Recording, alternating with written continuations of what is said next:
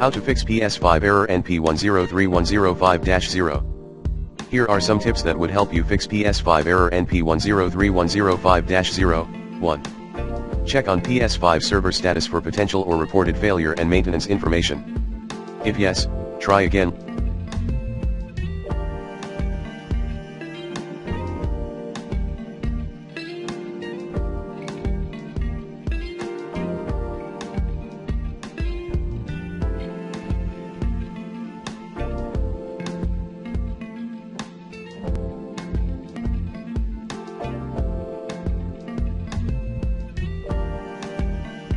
Later. 2. Reset the internet connection settings on your PlayStation 5 and perform an internet connection test. 3. Turn off your router and modem, and wait at least 5 minutes before turning it back on. Refer to the following IMG.